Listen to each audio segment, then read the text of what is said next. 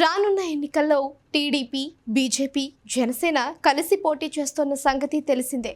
కూటమిలో భాగంగా జనసేనకు 21 అసెంబ్లీ, 2 లోక్సభ స్థానాలు దక్కాయి. దీంతో జన సైనికులు, కాపు సామాజిక వర్గానికి చెందిన నేతలు తీవ్ర అసంతృప్తికి లోనైనట్లు వార్తలు వచ్చాయి.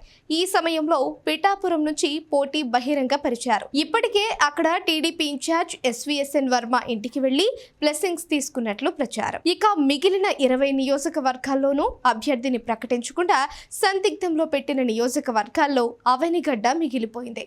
మచిలీపట్నం ఎంపీ అభ్యర్థి బాలశౌరిని అవనిగడ్డ నుంచి పోటీ చేయమని, మచిలీపట్నం లోక్సభ కోసం వంగవీటి రాధాకు అందుబాటులో ఉన్న పవన్ను ఉద్దేశించి చర్చ రాజకీయ వర్గాల్లో వినిపించింది.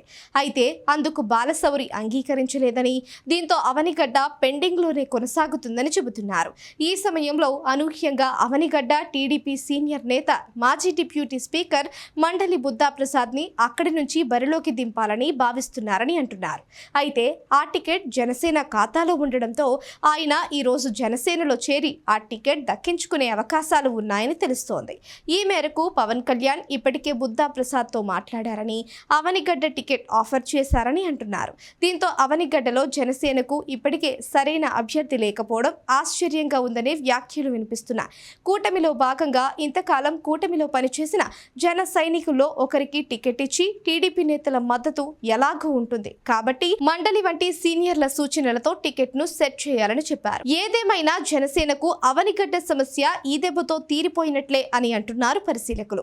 కాగా 1999, 2004, 2014 ఎన్నికల్లో గెలిచిన బుద్ధా ప్రసాద్ కి ఈ నియోజకవర్గంలో మంచి పట్టుంది.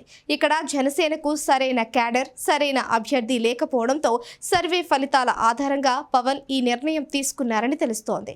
రాష్ట్ర విభజన అనంతరం జరిగిన ఎన్నికల్లో ఇక్కడ నుంచి పోటీ చేసిన బుద్ధా ప్రసాద్ 5,985 ఓట్ల మెజారిటీతో గెలవగా 2019 ఎన్నికల్లో సమీప వైసీపీ అభ్యర్థి సింహాద్రి రమేష్ బాబు 20,725 ఓట్ల తేడాతో ఓటమి పాలయ్యారు. ఏదేమైనా పవన్ కాకుండా జనసేనను మిగిలి ఉన్న 20 స్థానాల్లోనూ తిరుపతి, భీమవరం, విశాఖ సౌత్లతో పాటు తాజాగా అవనిగడ్డ టికెట్లు కూడా వలస నేతలకు కేటాయిస్తారని తెలుస్తూ ఉండడం ఆసక్తికరంగా మారింది.